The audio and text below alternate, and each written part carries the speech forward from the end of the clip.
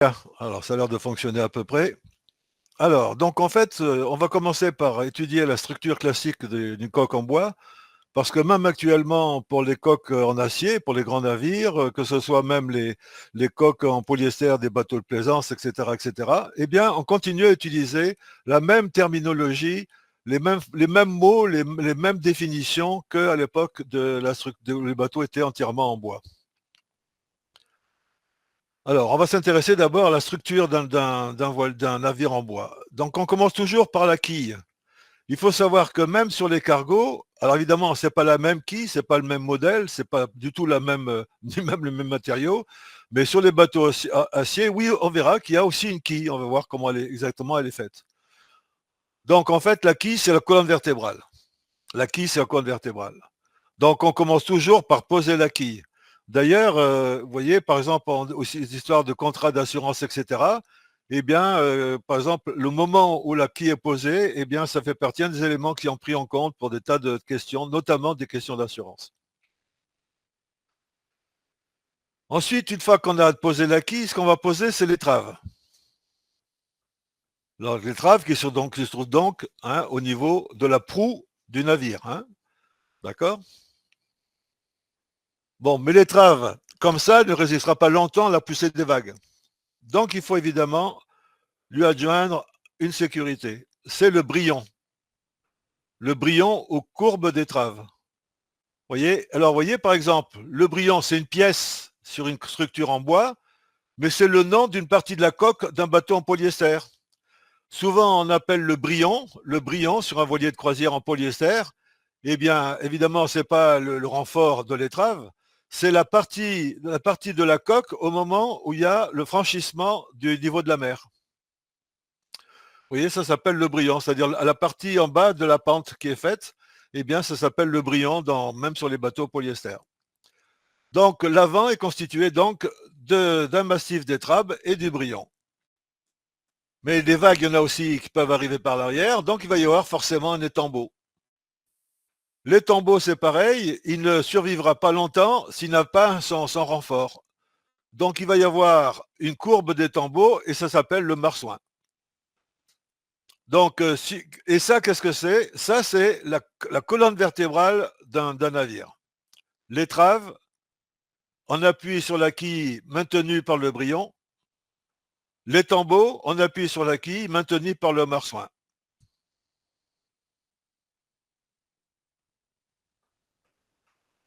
OK? Je finis d'expliquer. Voilà. La quille, l'étrave et l'étambot constituent la colonne vertébrale de la coque. Vous voyez, donc j'ai représenté ici sur ce schéma en rouge. D'accord? On retrouve l'étrave. D'accord? C'est cette pièce qui donne sa forme à la proue. D'accord? On a ensuite qui vient s'appuyer sur la quille, et puis on voit bien qu'il y a bien la courbe d'étrave et le brillon. À l'arrière, eh bien, on a l'étambot, qui joue le même rôle que l'étrave, à part que c'est à l'arrière. OK? Donc lui, il est maintenu par une courbe d'étambot qu'on appelle tout simplement le marsouin. L'étambot soutient la voûte de la coque et le tableau. À l'arrière, c'est le tableau. Bon, voilà. Ça, c'est une coque en bois. OK? Est-ce qu'il y a des questions là-dessus? Non? OK. Donc là, on a vu l'axe longitudinal. Maintenant, on va s'intéresser à l'axe transversal. Ça représente la quille qu'on a vu tout à l'heure. D'accord? Qu'est-ce que c'est qui va venir dessus? Va venir dessus les varangues. Voyez? Donc, les varangues sont à cheval sur la quille.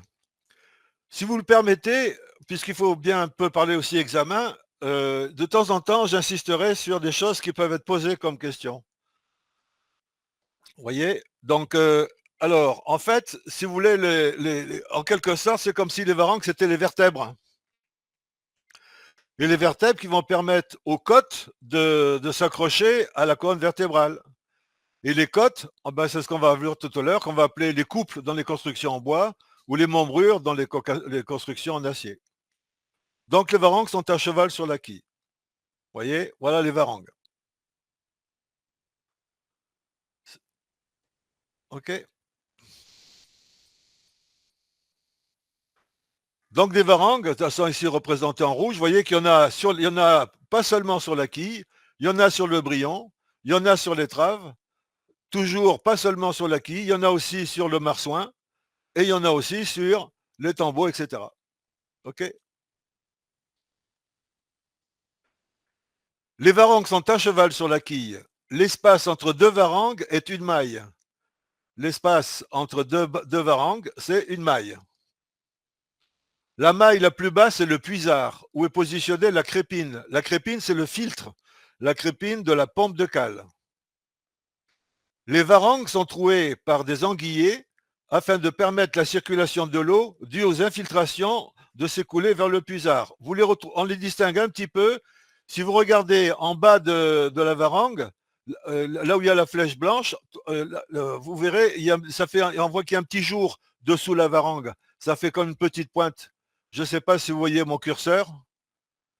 Vous voyez mon curseur ou pas? Donc là, vous voyez, c'est ça l'anguillet. C'est-à-dire ça va permettre à l'eau d'arriver jusqu'au puisard. Le puisard, c'est la partie la plus profonde du système, des mailles, la maille la plus profonde, d'accord, dans laquelle il va y avoir le filtre, la crépine, le filtre, la pompe de cale. Puisque la pompe de cale, elle a un tuyau d'aspiration et un tuyau de refoulement.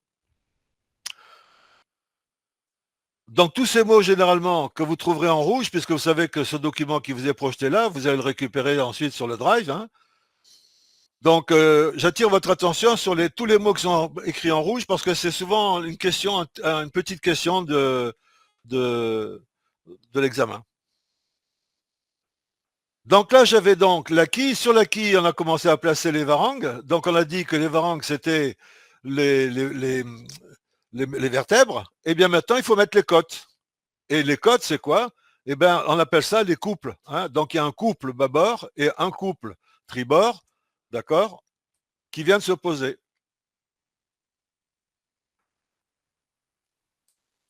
Les varangues sont prolongées par le couple bâbord et par le couple tribord. C'est sur les couples qu'est fixé le bordé. Le bordé, c'est-à-dire les virures. Les virures, c'est-à-dire, ne dites pas les planches, hein, si vous ne voulez pas fâcher quelqu'un qui s'y connaît un peu. Là, on parle bien de virures, hein. Donc, les virures, donc c'est ce qui va permettre de constituer, de donner la forme et la forme de la coque, les parois de la coque. Voilà les couples. Vous voyez, et si vous regardez avec moi, en bas, si on regarde ici en bas, bas du document, vous voyez, les couples sont rendus solidaires des varangues. Les varangues sont solidaires et surmontent la quille, et les couples prennent appui dessus. Vous voyez, c'est en quelque sorte, la quille, c'est la colonne vertébrale, les varangues, c'est les... Ah, bref, Les vertèbres. les vertèbres, oui, les vertèbres, déjà j'avais un trou de mémoire, et puis les couples, ce seraient les côtes en quelque sorte.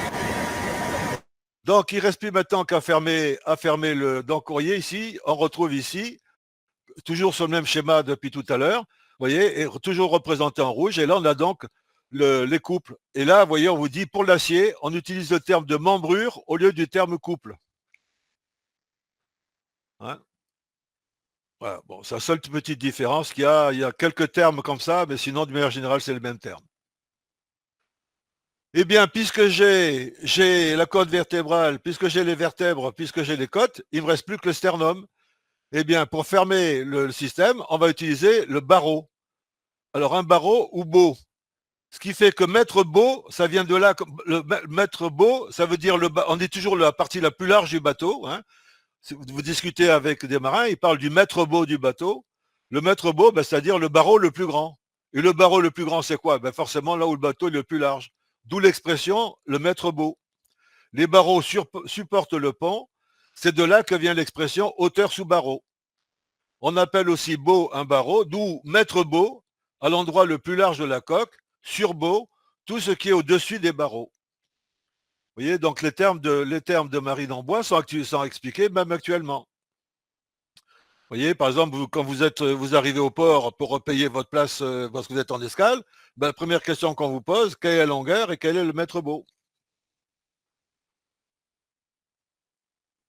L'extrémité haute du couple bâbord est reliée à l'extrémité haute du couple tribord par le barreau. OK? et ça crée un ensemble. Cet ensemble, on appelle ça un cadre membrure. Vous voyez, le cadre membrure, c'est la même chose sur les bateaux en acier. C'est la même chose sur les bateaux en carbone. Ça, c'est toujours pareil. Les pièces ne sont pas forcément identifiées telles quelles, comme c'est le cas sur un bateau en bois, mais leur fonction demeure. Donc, il y a toujours la quille, la varangue, les deux couples, le couple bâbord, le couple tribord, et faisant liaison entre les deux couples, le barreau. Ça fait un cadre membrure. Quelquefois, ce cadre membrure, il est plein, c'est-à-dire qu'il est composé d'une cloche qui a la forme du cadre membrure, mais en bois plein ou en contreplaqué plein. Vous voyez, la varangue, les coupes bâbord et tribord plus le barreau forment un cadre membrure. On appelle porc, donc un porc, tout cadre membrure plein, généralement constitué d'un épais panneau de contreplaqué, solidaire de l'ensemble varangue, couple, barreau. Regardez, quand vous rentrez dans un voilier, on s'aperçoit qu'il y a souvent, le mât étant posé sur le pont, on s'aperçoit qu'à l'aplomb, à l'intérieur du bateau, mais à l'aplomb du mât, il y a une colonne en fer là. D'accord? Ben, cette colonne en fer, on en parlera tout à l'heure parce que ça existe encore, même encore sur les bateaux en acier.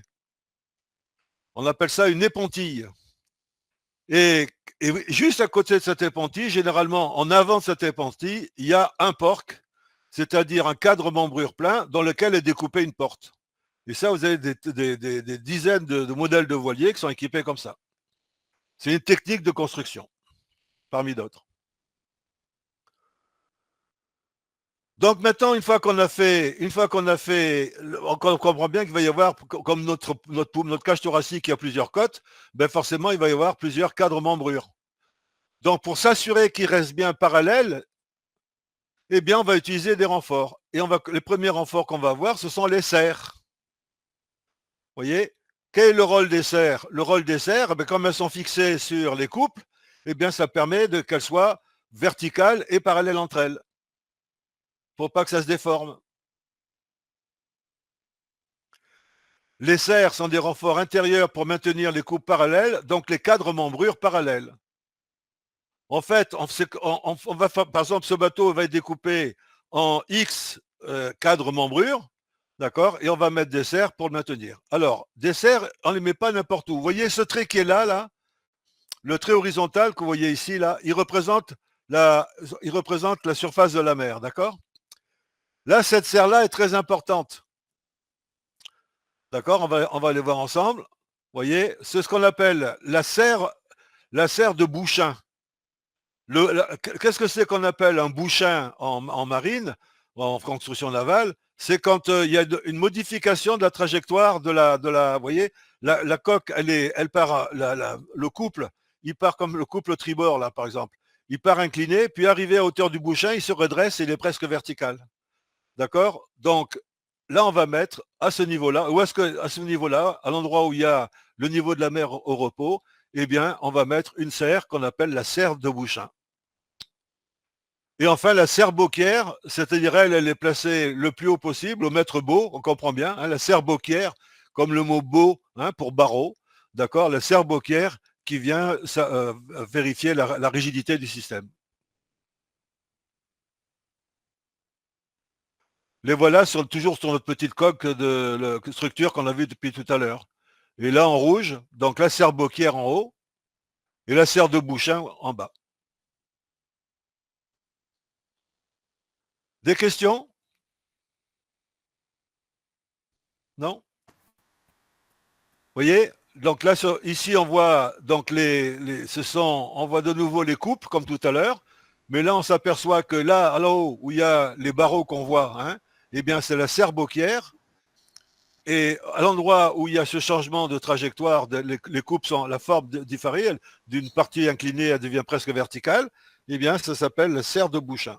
C'est-à-dire, c'est là que va le niveau, ça sera ce qui était prévu pour l'architecte naval pour le niveau de la coque au repos, par rapport à la mer. Donc, on commence à mettre des serres pour assurer le fait qu'elles soient parallèles, que les cadres membrures soient parallèles. Et donc, on va mettre des renforts au niveau des barreaux, ça s'appelle les élongis. voyez, les élongis, leur rôle aussi, c'est d'immobiliser les couples pour que les couples restent bien parallèles, verticaux, et parallèles par rapport entre eux. Les élongis, voyez, on les retrouve ici. Les élongis sont des renforts intérieurs pour maintenir les barreaux parallèles, donc les cadres membrures parallèles. En maintenant les couples parallèles, on maintient les cadres membrures parallèles. Et enfin, la carlingue. La carlingue, elle va venir prendre un appui sur la partie inférieure. OK. En prenant appui sur les varangues, elle aussi, elle maintient toujours ce système. C'est-à-dire que tout le système est construit, vous voyez, ici la carlingue, vous voyez, qui vient prendre appui sur les varangues, ce qui fait que plus rien ne bouge.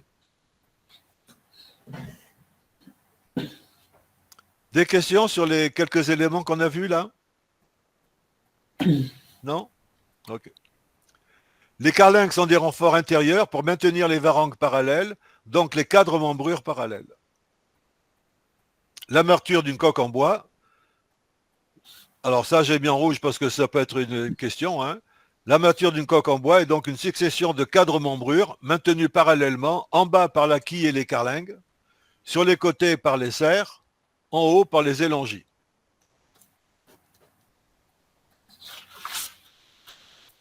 Donc là, on a vu la structure. Bon, maintenant, on va voir l'enveloppe. Vous voyez? Donc, c'est fait, on parle de virure. Hein. Donc, les éléments qui sont apposés contre les membrures, contre les couples, d'accord? Eh bien, ça s'appelle les virures. Vous voyez? Donc, le bordé de muraille, c'est-à-dire toutes les virures de bordage au-dessus de la flottaison, le bordé de bouchin au niveau de la flottaison, les virures sur bordage au-dessous de la flottaison. OK? Alors, on insiste sur les virures, parce que les virures, c'est pas du tout, vous voyez, les virures sont fabriquées à partir de planches en bois, mais ne sont pas des planches en bois.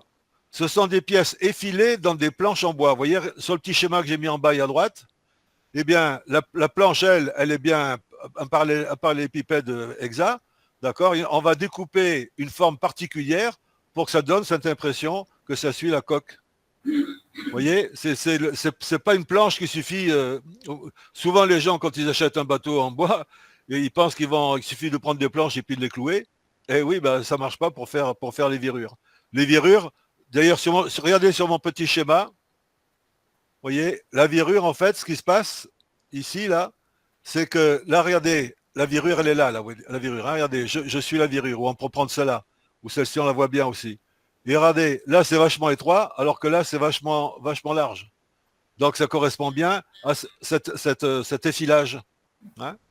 Ce sont des pièces effilées dans des planches à bois. Ça, c'est juste un charpentier de marine qui, à l'œil, est capable de le faire. Hein.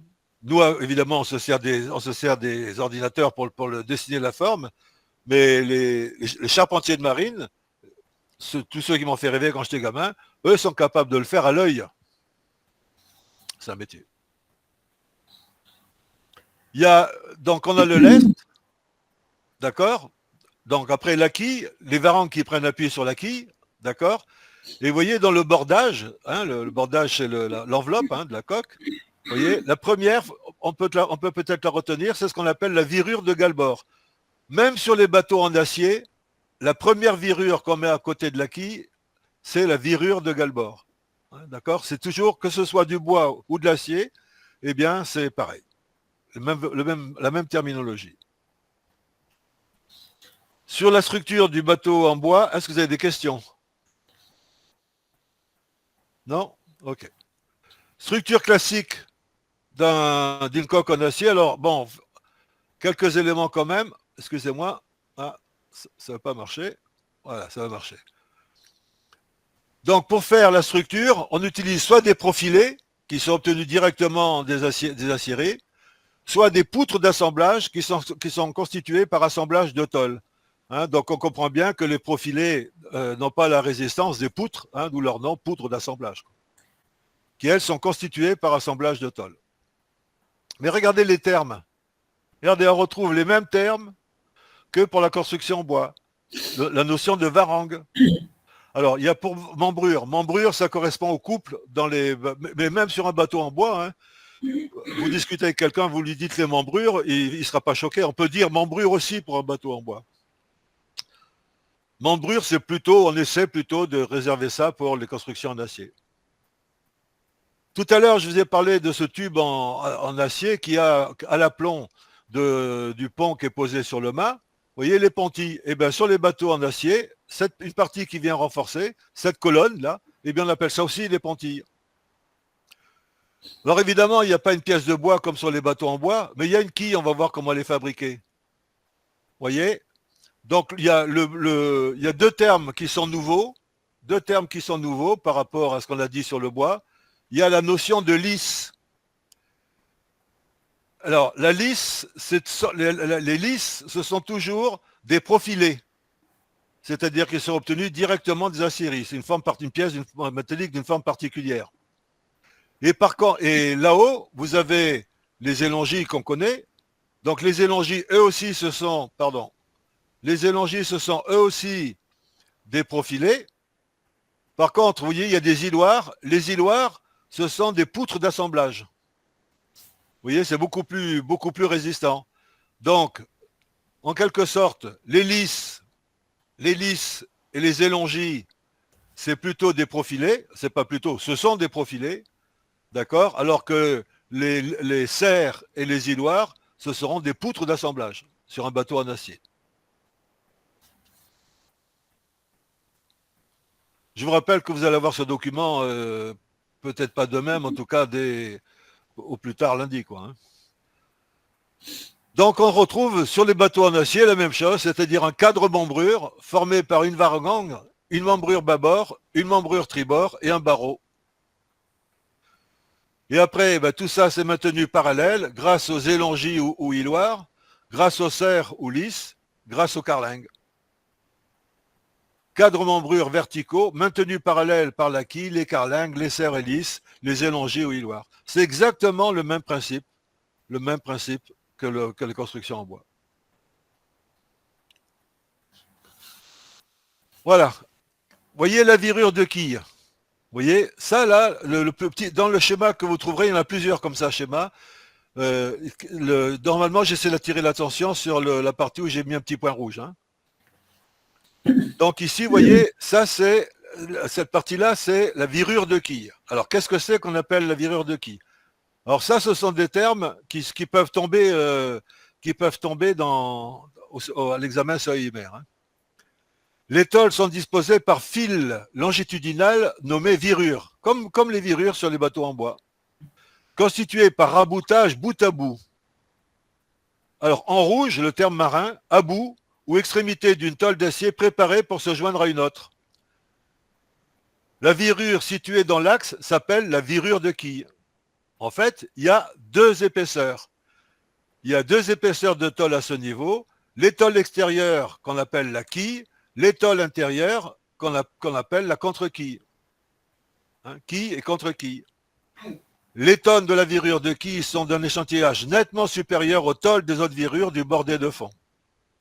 Donc la partie qui est là où j'ai mis le point rouge, donc là il va y avoir deux épaisseurs. D'accord? Deux épaisseurs. Et en plus, chacune des tôles qui est utilisée pour faire ça, qui sont faites donc dans le sens, elles sont soudées en about, hein? D'accord? Elles sont soudées en about, c'est représenté par mon petit trait rouge là. OK? Et là, évidemment, c'est double. Et elles sont d'un échantillonnage nettement supérieur aux autres virures. Donc cette partie-là, on retrouve le même principe. On retrouve le même principe, c'est-à-dire on essaie de créer une colonne vertébrale. Les autres virures sont ensuite disposées latéralement à partir de la virure de quille. Et là, on a ce qu'on appelle le joint de rive.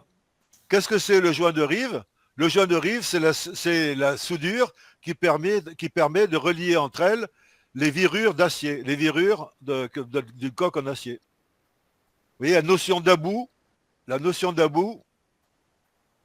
ok, toujours représentée par mes petits traits rouges, et la notion de joint de rive. La virure de quille est toujours renforcée longitudinalement par la carlingue centrale plus sa semelle supérieure. La carlingue centrale est toujours continue de l'avant vers l'arrière du navire et doit être reliée à la virure de quille par une soudure continue. Vous voyez, ça c'est la carlingue centrale. Et dessus la carlingue centrale, la semelle supérieure.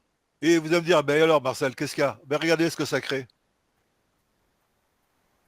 En fait, on a constitué une énorme poutre. Virure de quille, plus carlingue centrale, plus semelle supérieure, forment la poutre centrale. Vous voyez, c'est comme ça que ça fonctionne. On retrouve le même principe, toujours, avec semelle supérieure, âme verticale, etc., etc.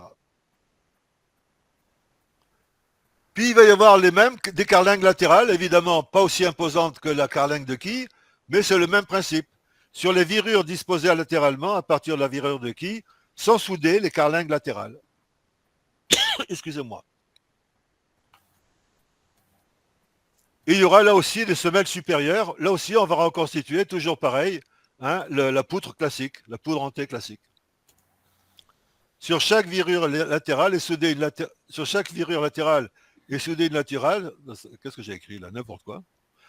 Sur chaque carlingue latérale est soudée sa semelle supérieure, formant ainsi une poutre latérale. Il faudra que je reprenne ça pour vous le donner. Voilà l'ensemble. OK, et ça, on va en avoir évidemment plusieurs. Depuis la carlingue centrale, disposée dans l'axe, on trouve les carlingues latérales, plus leur semelle supérieure disposée depuis l'axe vers l'extérieur. Les virures du bordé de fond sont toujours renforcées longitudinalement par des carlingues latérales à distance égale de la carlingue centrale. Les carlingues doivent se prolonger le plus loin possible de l'avant vers l'arrière du navire. Les carlingues latérales peuvent être continues ou peuvent être coupées par les varangues, c'est ce qu'on appelle les carlingues intercostales. Vous voyez les varangues? On retrouve les varangues bien évidemment à cheval, à part que là c'est soudé. Les varangues sont des profilés qui sont montés perpendiculairement à la quille et aux carlingues.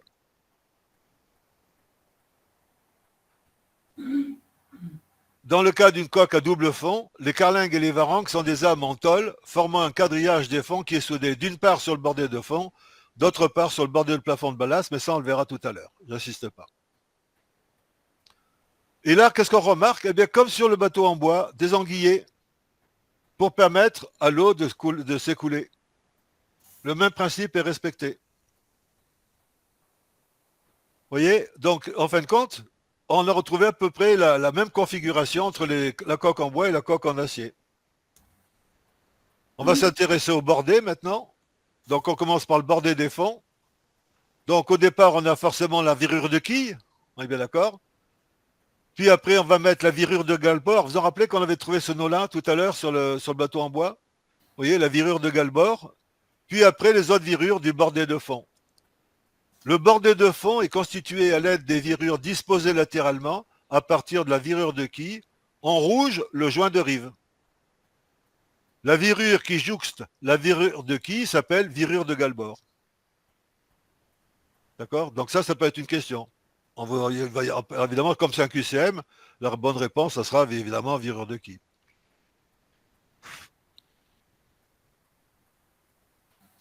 Le bordé de fond est constitué au départ par la virure de quille, puis par la virure de galbord, en bleu là, puis les autres virures numérotées par des chiffres croissants comptés à partir de la virure de galbord vers la muraille. Vous voyez?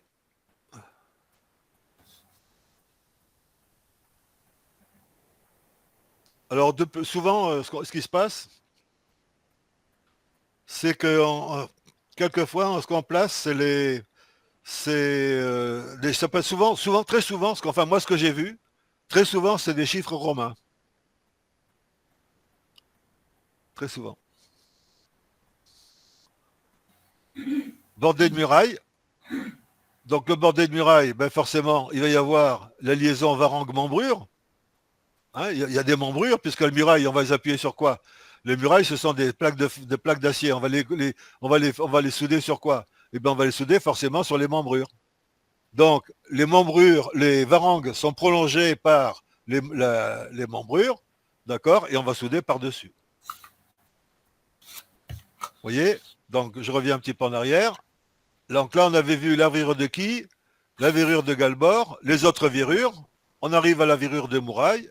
Donc, comment c'est organisé, cette histoire? Vous voyez, il y a la virure de Bouchain. Alors, la virure de Bouchain, elle est toujours plus solide. Un échantillonnage un peu plus fort.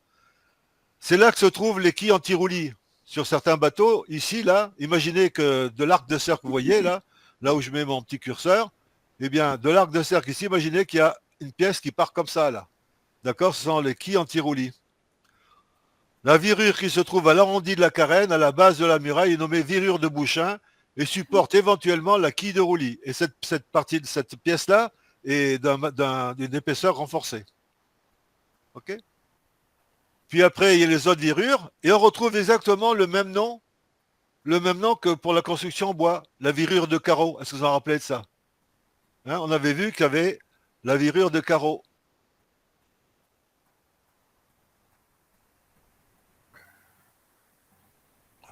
Hop, regardez la virure de carreau, là où il y a la préceinte.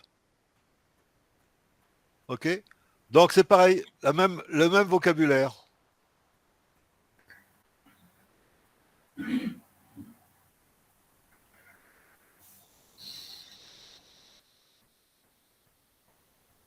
La virure de carreau en haut. Il ne reste plus qu'à faire le bordé de pont. La virure située au droit du pont supérieur est nommée virure de carreau. OK. Les tôles de virure de Bouchain et de la virure de carreau sont d'un échantillonnage supérieur à celui des autres tôles des virures de la muraille. Hein, donc c'est ce qu'on a dit tout à l'heure. Hein. Le bordé de muraille est constitué de virures dont le repérage suit celui des virures du bordé de fond en montant jusqu'au pont supérieur. On va s'intéresser au bordé du pont. Et vous remarquez qu'il y a une virure axiale. Et cette virure axiale, elle est pile poil à la verticale de la virure de quille. Hein. La virure axiale, c'est un des axes du bateau. D'accord? Et vous avez ce qu'on appelle la virure gouttière. Alors, qu'est-ce que c'est qu'on appelle le livet? Le livet, c'est l'angle droit entre le bordage de parois, d'accord, et le bordage de pont. Hein, ça s'appelle le livet, l'angle droit. Sur un voilier, c'est pareil. Hein, sur un voilier de plaisance, l'angle droit qu'il y a, par exemple, entre le passe avant et la coque, le bordé de la coque, eh bien, ça s'appelle le livet. Souvent, les gens pensent que c'est le liston. Non, le liston, c'est la protection du livet. Le liston, c'est pendant très longtemps, en tout cas quand j'étais gamin, c'était un gros cordage qui faisait la dimension de mon point actuel et qui était solidarisé du livet pour justement amortir quand ça frottait un peu sur le quai. Quoi. Ça, c'est le livet. D'accord? Sinon, c'est autre chose. Et la virure axiale. Les tôles de la virure axiale et de la virure gouttière sont d'un échantillonnage supérieur à celui des autres tôles des virures du pont. OK? L'armature de la coque d'un navire en acier est composée de 3 charpentes. La première charpente pour le bordé des fonds, la deuxième charpente pour le bordé de muraille, la troisième charpente pour le bordé du pont supérieur. Est-ce que vous avez des questions sur ce qu'on vient de voir? Parce qu'on va faire un truc un tout petit peu pointu. Oui, Marcel, Stefano. S'il te plaît, est-ce que tu as des photos, comme tu nous as montré pour le bois, aussi des navires en acier? Et après, je chercherai sur le dictionnaire qu'est-ce que ça veut dire charpente, parce que je ne sais pas comment dire en italien. Je ne la vois pas. J'ai des photos, c'est-à-dire? Des photos, tu nous as montré des photos d'un navire en bois en construction. Est-ce que tu as des photos aussi des navires en aluminium en construction? Ah oui, évidemment, évidemment. Mais c'est pour pas alourdir le topo, il doit durer à peine un petit peu plus d'une heure, quoi, tu vois. Donc à un moment donné, il faut faire des choix. D'accord. Alors, donc, ce qu'il faut savoir, je vais le dire assez vite, je vais passer assez vite parce que ça vous prendrait peut-être le temps de le lire tranquillement. Vous voyez, chaque charpente est un quadrillage composé de 2 séries de raidisseurs. Ces 2 séries de raidisseurs sont toujours perpendiculaires. Alors, ou bien la série primaire, elle est simple, exclusivement la de profilée, ou bien complexe, être de profilés de poutres d'assemblage. Vous allez voir, on va comprendre facilement. Regardez, ça c'est la muraille. Ok, comment on peut faire pour renforcer cette muraille, pour qu'elle supporte la puissance de la mer? Eh bien, on va pouvoir mettre ce qu'on appelle des porques. Alors, les porques, dans la construction en métal, les porques, ce sont des poutres. Hein, d'accord? Des poutres d'assemblage. Vous vous rappelez? Alors que les membrures seront des profilés. Vous voyez? Donc là, c'est dans le cas d'une construction transversale, c'est-à-dire que la charpente du bordé de muraille est composée de la série primaire transversale, du type complexe, c'est-à-dire avec des membrures et des porques, et une série secondaire longitudinale du type simple avec des serres. Les serres, on l'a dit tout à l'heure, les serres, là aussi, ce sont des poutres d'assemblage. Si vous voulez, dans le schéma, tout ce qui est en très épais, c'est des poutres d'assemblage.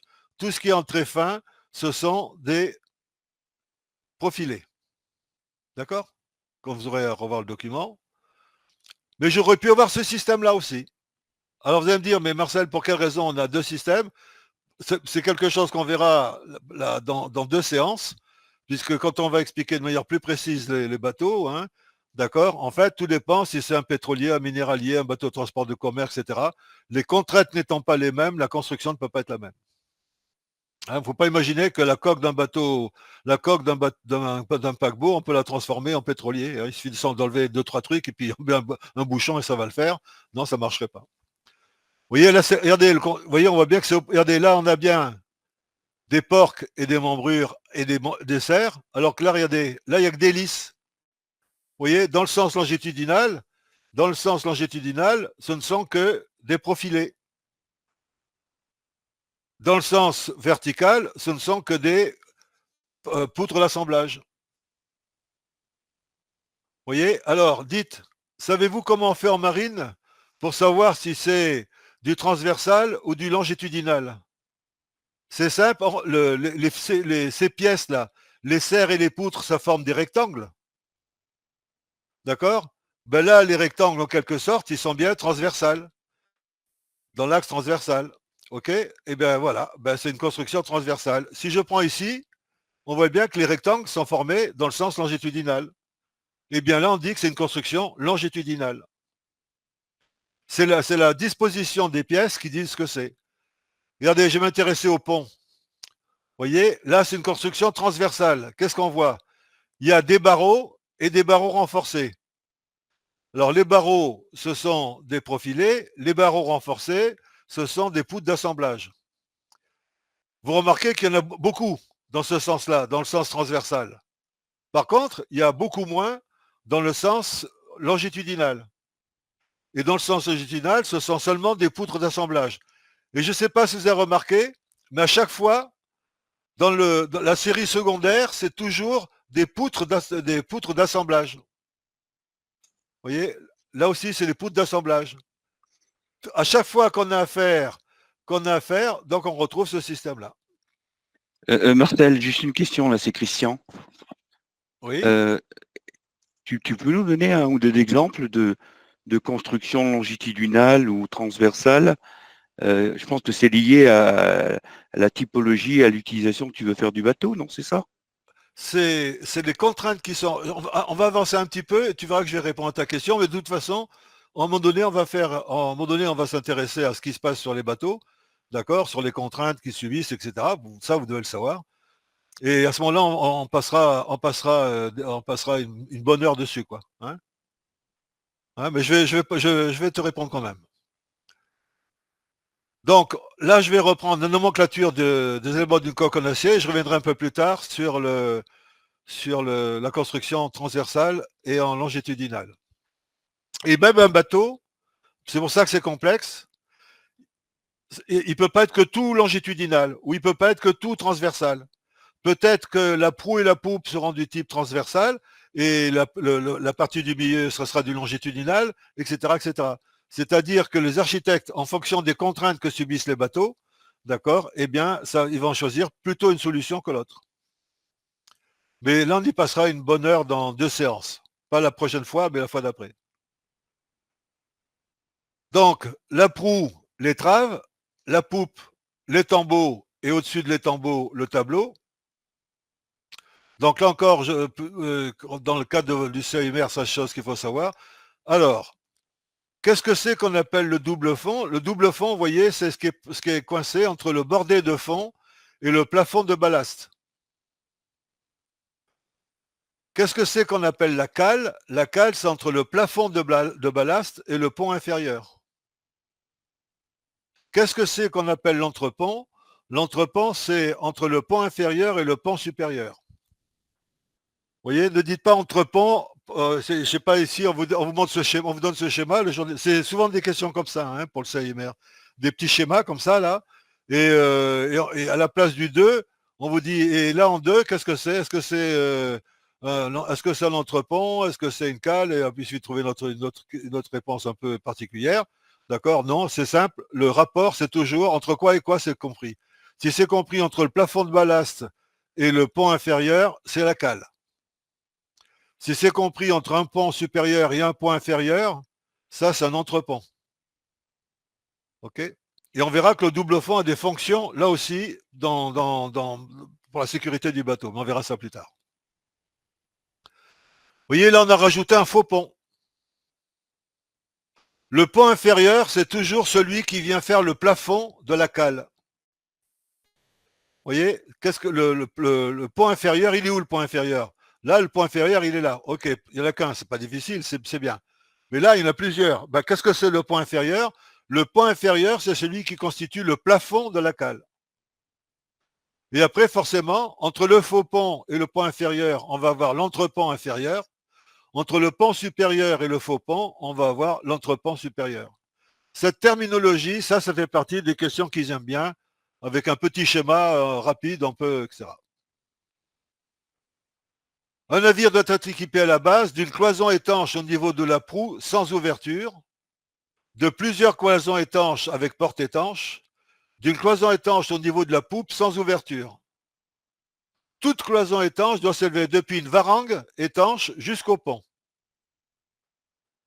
Vous voyez, on reprend le petit schéma, le bordé de fond, la varangue, d'accord, donc là il n'y a pas d'anguiller, hein, forcément, hein, d'aiguiller. D'accord, la cloison transversale étanche et ça vient être soudé au pont supérieur. C'est-à-dire la plaque, les plaques, hein, la cloison, elle est soudée sur la varangue et elle va être soudée au pont supérieur. Entre, il n'y a pas de jour, il n'y a pas d'espace, il n'y a rien. Il peut y avoir évidemment une porte étanche, dans certains, mais pas partout.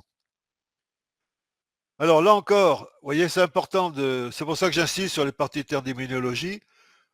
Vous voyez, quand on parle du pont, eh bien, donc le pont supérieur, si c'est un bateau qui transporte des passagers, on l'appelle pont de cloisonnement.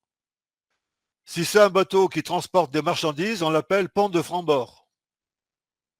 Vous voyez, c'est là encore, vous allez me dire, c'est un complexe, mais vous allez voir, surtout dans le topo qu'on fera pas la fois prochaine, mais la fois d'après, eh bien, tout ça reprendra du sens quand on va parler de la stabilité, etc., etc. Donc, c'est du vocabulaire qu'il faut savoir.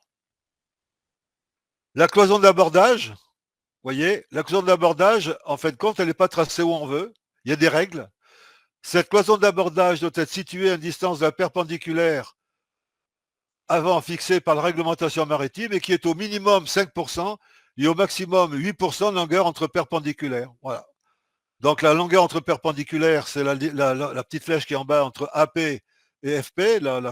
Donc on verra, c'est la terminologie anglo-saxonne, on verra ça plus tard. OK. Eh bien, si je prends cette distance, là, il va y avoir une cloison étanche qui sera posée entre 5% et 8%. Là, il n'y a pas de porte étanche. Dans la cloison d'abordage, il n'y a pas de porte étanche. Vous voyez? La cloison d'abordage, cloison pour éviter l'envahissement de la coque par l'eau de mer en cas de heurt frontal. Entre l'étrave et la cloison d'abordage, il y a le pec avant, utilisé pour le ballastage à l'eau de mer afin de mettre le navire en assiette correcte, c'est-à-dire que la zone où il y a écrit A1 peut être remplie d'eau ou vidée d'eau. Quand si le nez est trop dégagé, eh bien on va remettre le bateau en sailing en mettant de l'eau. Si au contraire, Là, on va le vider si jamais il a tendance à plonger. D'accord? Alors, le coqueron avant, c'est là que se trouve notamment le puits aux chênes. Ça correspond, par exemple, sur les voiliers, ça correspond à la baille de mouillage, en quelque sorte, hein, pour donner des choses comparables. Donc, ce petit schéma, là encore, hein, je l'ai mis volontairement dans un cadre de préparation d'examen. Hein. Donc, l'étrave, le bulbe d'étrave, le pec avant et la cloison d'abordage. OK. Évidemment, il y a la même à l'arrière. La cloison de presse et toupe. La cloison étanche au niveau de la poupe doit être située en avant de la perpendiculaire arrière. On l'avait vu un petit peu la dernière fois. On l'avait vu un petit peu la dernière fois. Regardez, on avait vu ce petit schéma là. Vous voyez, la cloison.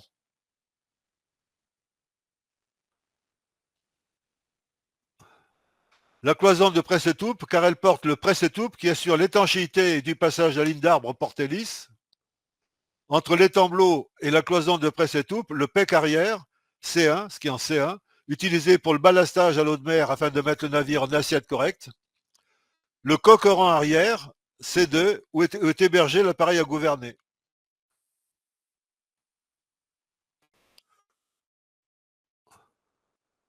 Tout navire doit être pourvu d'une chambre des machines constituée par 2 cloisons transversales intégrales, l'une à l'avant et l'autre à l'arrière de ce compartiment formant un local étanche. La semaine dernière, il y a un incendie qui s'est déclenché sur un navire. Eh bien, le phénomène a pu être maîtrisé parce que justement, il n'a pas réussi à déborder ces cloisons-là.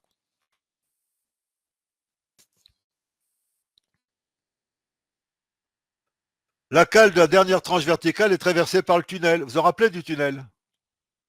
On avait vu ça quand on l'avait fait la fois dernière. La cale de la dernière tranche verticale est traversée par le tunnel, protégeant l'arbre d'hélice depuis la cloison arrière du compartiment du moteur jusqu'à la cloison de presse et toupe. Hein, c'était ça. Le pec arrière est traversé par le tube des tambours, protégeant l'arbre d'hélice depuis la cloison de presse et toupe jusqu'à l'étambot. C'est le tube des tambours. Le tube des tambours, sur les bateaux qui ont une transmission, non pas un sail drive, mais une transmission directe par arbre d'hélice, eh bien, qu'est-ce que c'est qui traverse votre coque? C'est le tube des tambours. Ça ne change pas. Ça, c'est le schéma qu'on avait vu ensemble. Et on retrouve, vous voyez, on retrouve de nouveau, vous voyez, le point 7, le tube des tambours. On avait vu, ça, c'est quelque chose que vous avez eu dans le... Si vous avez récupéré la visio, que je vous ai transmise, ou si vous l'avez consulté, vous avez vu vous apercevoir que ce schéma, il y est déjà. C'est le même. On retrouve évidemment les mêmes choses. Et on voit bien en B, hein, on voit bien la cloison de presse et toupe.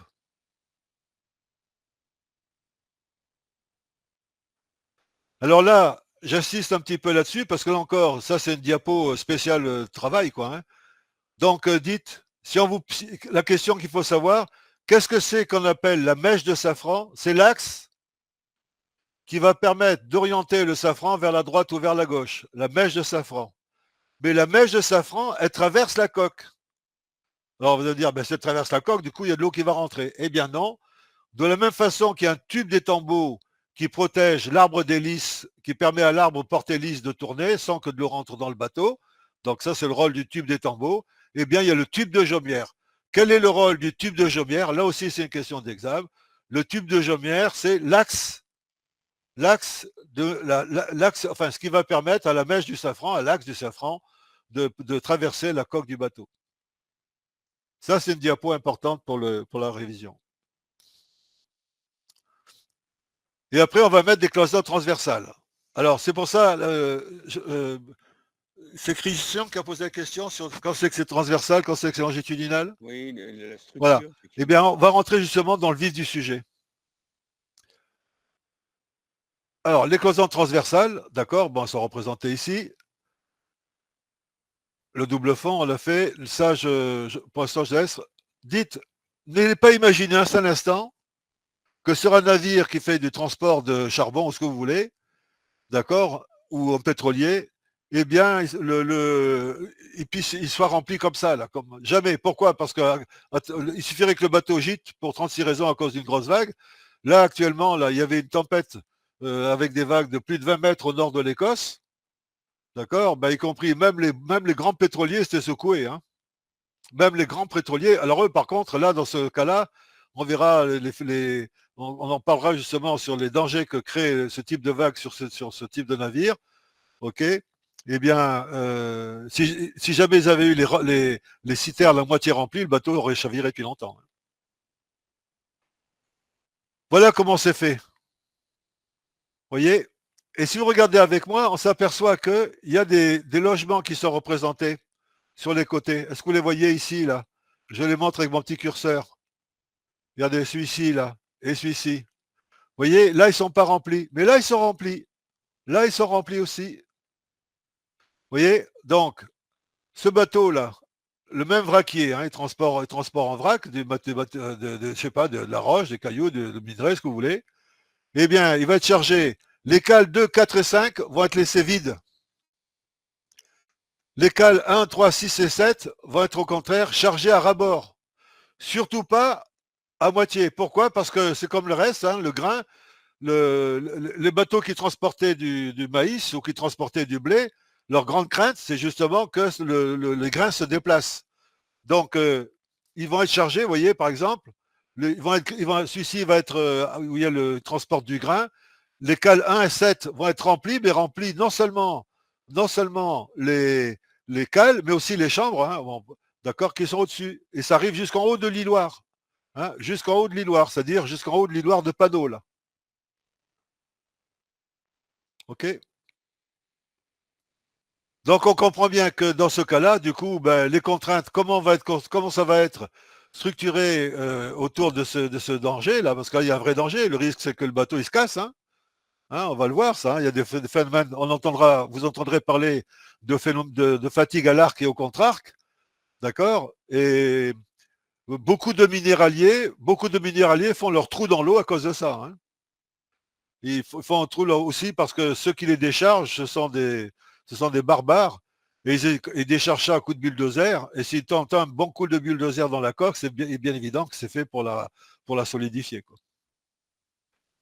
Voilà. Donc, c'est pour ça qu'on y reviendra longuement sur ces histoires. Vous retrouverez à peu près le même schéma quand on parlera de structure du bateau et des effets de contraintes que subit un bateau. C'est ce qui est prévu pas la fois prochaine, mais la fois d'après. Et là, vous avez les écoutilles, d'accord, qui sont fermés par des panneaux, ok. Alors là aussi, je vous ai mis toujours dans un souci de petites questions qu'on peut vous poser. Vous voyez, donc, si jamais qu'est-ce que c'est un hublot? Un hublot en marine, hein. Qu'est-ce que c'est un hublot? Ça veut dire que il laisse passer la lumière, mais il ne s'ouvre pas. C'est une ouverture sur la coque qui laisse passer la lumière, mais qui ne s'ouvre pas. Qu'est-ce que c'est qu'on appelle une claire-voie? C'est ce qui est disposé sur le pont, qui laisse passer la lumière, mais qui ne s'ouvre pas.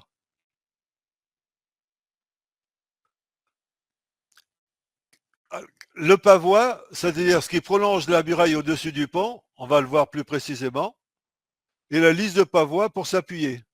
Quand vous appuyez sur le côté sur un bateau, vous appuyez sur quoi? Vous appuyez sur la lisse de pavois. Et sur ce pavois, il y a un sabord de décharge.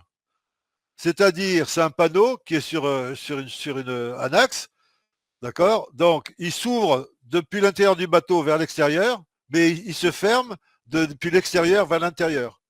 Le sabord de décharge, c'est une plaque qui va venir se plaquer contre le pavois quand la vague pousse, d'accord? Mais si elle a réussi à passer par-dessus le pavois, le sabord de décharge s'ouvre pour permettre à l'autre de s'évacuer.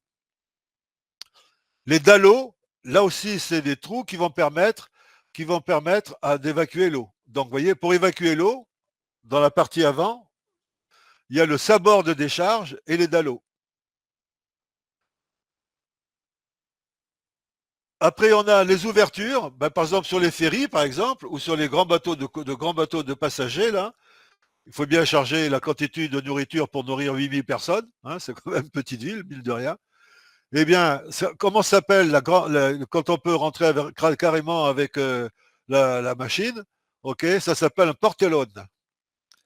D'accord. Et par contre, il peut y avoir une ouverture beaucoup plus petite pour laisser passer, par exemple, le pilote à l'arrivée au port. Eh bien, celui-ci, on va l'appeler sabord de charge. Alors attention au contresens. Sabord de décharge, c'est pour permettre d'évacuer l'eau. Le sabord de charge, c'est une porte sur la muraille. Hein, c'est une porte sur la muraille qui va permettre un embarquement, un débarquement, par exemple, du pilote. Le portellone, c'est comme une porte de garage en quelque sorte, ok, qui va permettre de décharger la nourriture, etc. Donc ça, ce sont des termes à retenir.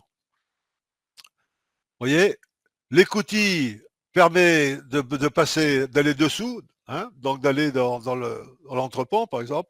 La claire-voie, ça laisse passer que la lumière. Et voilà. Donc toujours pareil, hein, vous voyez, je fais toujours attention de ne pas vous saouler. Tu vois, ça fait 1h30, pardon. Est-ce que vous avez des questions? Là, je suis prêt à répondre. Si dans les diapos que tu nous envoies lundi, il y a comme j'avais dit, des photos, pas seulement de navire en bois, mais aussi de la construction du navire en métal, c'est plus clair à comprendre. Oui, mais oui, mais d'abord, ça me donne du boulot et j'en ai beaucoup. Mais ceci dit, je te dis, ça, on va le retrouver et je m'arrangerai pour qu'il y ait toutes les photos qu'il y aura quand on va parler justement de la structure des bateaux et des contraintes que subit un bateau. Donc, on le verra à ce moment-là, de manière plus précise. Ok, merci. D'autres questions sur l'ensemble S'il n'y a pas de questions, bah, écoutez.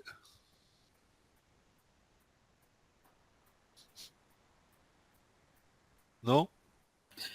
Non, c'est très clair, Marcel. Bon. Vous voyez, donc là, regardez, juste un mot, ben moi je vais en poser. Regardez, juste un mot, regardez. Il y a quelqu'un qui parle, je ne sais pas qui c'est.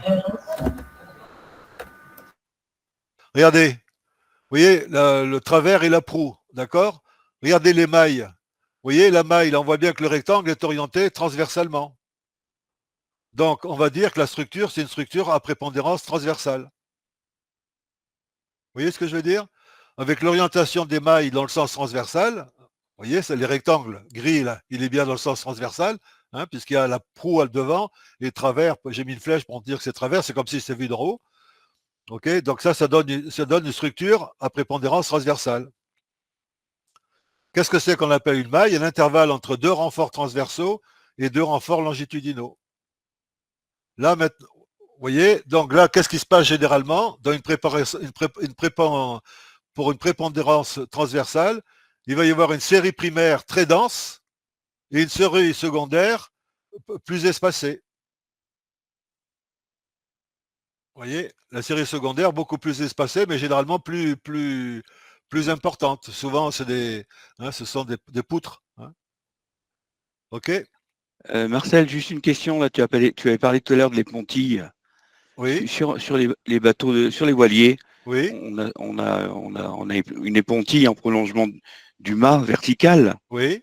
Et son rôle, c'est pas de tenir le mât, on est bien d'accord. Non, son rôle, c'est de mettre si tu veux, il faut que le mât transmette sa pression sur la quille. Si tu veux, on va l'étudier ça. D'accord. L'épontille joue un rôle si tu veux, imaginons qu'il y ait un bateau, d'accord. Ouais, il y a le mât qui est posé sur le pont. Ouais. Ok, et il n'y a pas l'épontille dessous. Ok. Ouais. Eh bien, dès que tu vas aborder les voiles, c'est pas difficile, le bateau va s'ouvrir en deux. D'accord. Ok. Donc, en plus, il faut absolument un mât. Regarde, et quand le mât traverse le pont, on parle d'un mât traversant, le mât vient prendre il vient prendre appui. Quand tu vois le lest d'un bateau, hein, quand tu te promènes sur le port, hein, il y a une zone technique, et tu regardes un bateau, il y a son lest. Eh bien, dis-toi que généralement, tu vois, par exemple, imaginons que le lest, ça fait une sorte de trapèze, là, hein, tu vois à peu près la forme. Bien, tu prends environ 70 cm, entre 70 cm et 1 mètre depuis la pointe avant du lest, eh bien, le mât, il appuie dans cette partie-là. D'accord. Et dans Merci. cette partie-là, si jamais il est posé sur le pont, eh bien, ça sera l'épenti qui appuiera là. Il faut absolument que la pression qui est exercée, la pression qui est exercée sur le mât d'un voilier est égale au poids du voilier. D'accord. Donc, tu vois, donc ça veut dire que si ton bateau fait 10 tonnes, ben, quand tu es au près, quelle est la pression qui s'exerce à ce niveau-là? 10 tonnes. Ben, t'imagines 10 tonnes sur le pont, si c'est du contreplaqué, c'est pas possible. Donc, il y a l'épenti qui va transmettre cette pression-là à la quille.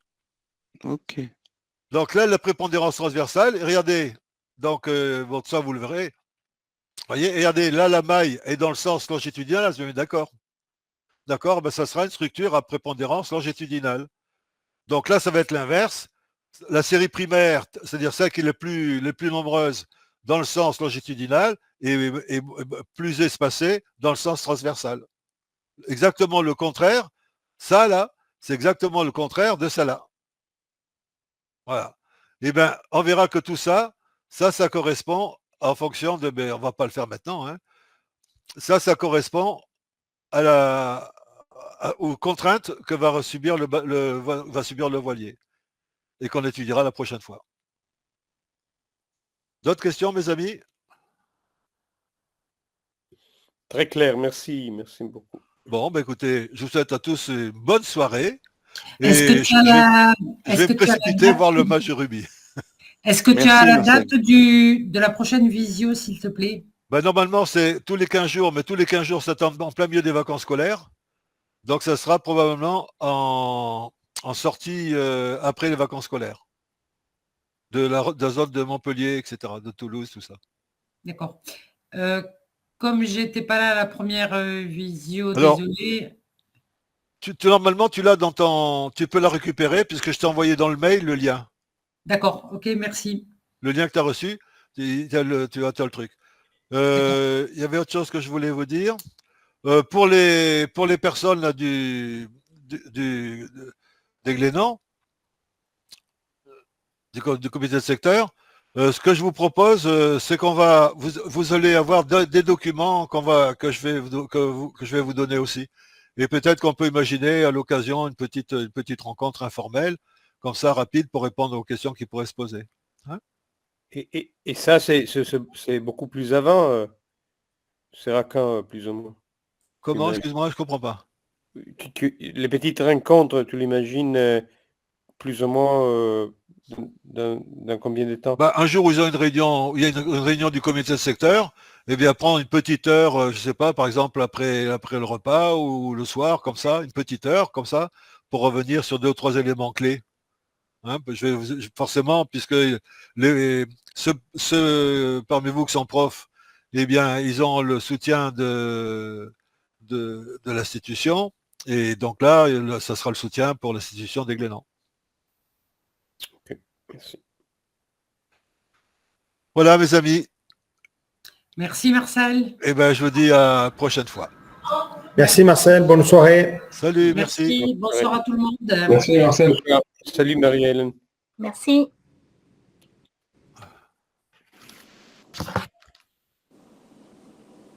Est-ce que tu m'entends Marcel? Ouais, je t'entends, ouais. Bon, ça a bien marché. Eh ben, écoute, sur mon écran, là, en bas et à Oui. droite, Oui, j'ai un petit signe. oui. Et qui te dit quoi? Ah, maintenant, il me dit, tout à l'heure, il me dit que ça allait fermer, et là, il me dit n'est plus limité. Ah, Bah, je comprends pas pourquoi. Tout à l'heure, il me disait ça va fermer, ça va fermer, ça va fermer. Puis là, tu vois, il y a écrit, c'est pour ça que j'ai accéléré un peu là. Cet appel n'est plus limité. Donc, il pourrait continuer. J'ai pas bien compris pourquoi il était limité tout à l'heure, mais bon. mais je sais pas. Bon. Parce On que en reparlera. peut-être que... Non, c'était peut-être juste parce que... Mais tu m'as dit que tu avais changé le truc. Non, mais moi, parce que je suis allé tout vérifier, tout était bon, Marcel. Donc, Bon, la bah, preuve, écoute. ça a marché. Bon. Bon, voilà. Eh Bah, bien, c'est- écoute, mon ami, de toute façon, je vais t'appeler demain en une question pour le World Selling. D'accord, ça marche. Hein. Ok. Demain, je suis à Montpellier, ma fille s'entraîne à Mogio Carnon. Donc, tu m'appelles quand tu veux. Bah, je te donne un petit coup de fil au temps du repas. Eh bien, si tu veux. Un petit peu avant ou un petit peu après. Quand tu veux. Et moi, je suis dispo parce qu'après, quand tu veux. Bon, voilà. Et c'est par rapport au World Selling. Ça marche. Vous avez pensé au CV? Oui, j'en ai parlé. On attend. Ils partent lundi pour 10 jours boucler la formation des formateurs secouristes. Et je te l'avais dit, on attendait qu'ils reviennent avec le diplôme pour pouvoir avoir les CV à jour. D'accord, ok, bon. À part que tu les veuilles rappeler. Non, il n'y a pas le feu, non. Non. Bon. Mais appelle-moi demain, on en parlera. Pas de problème. Bonsoir, Allez. Marcel. Bonsoir tout le monde. Je vais fermer la session. Au revoir. Salut. Salut.